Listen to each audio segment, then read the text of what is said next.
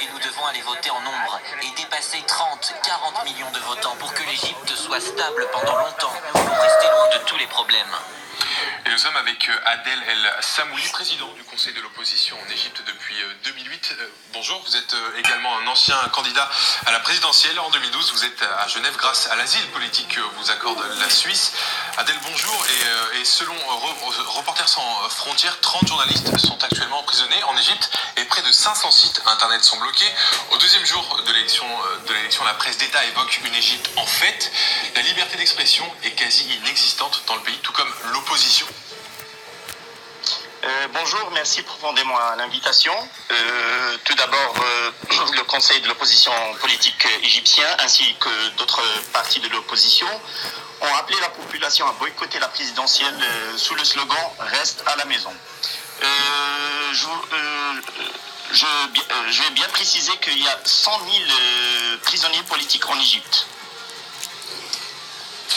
C'est le 5e président égyptien issu des rangs de l'armée depuis la chute de la monarchie en 1952.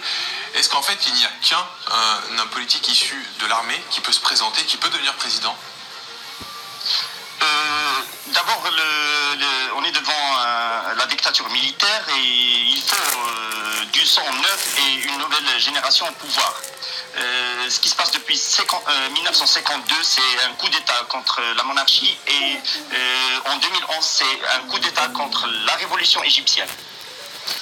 Mais alors, comment expliquer que la communauté internationale ferme les yeux sur les violations des droits de l'homme en Égypte alors qu'à l'époque de Mohamed Morsi, on ne passait rien ? D'abord, Sisi tient un discours de propagande.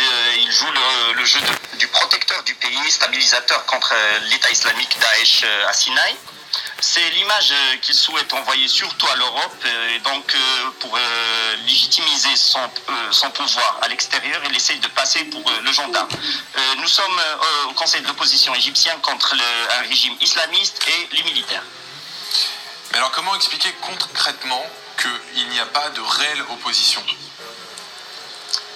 Il existe le Conseil de l'opposition égyptien depuis 2008.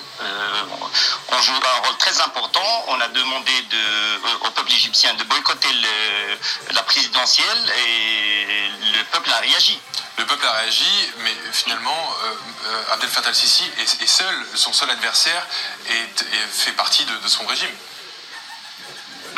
Les élections présidentielles en Égypte ne se sont qu'une grande escroquerie et dans un futur proche, nous serons devant des graves tensions sociales et politiques.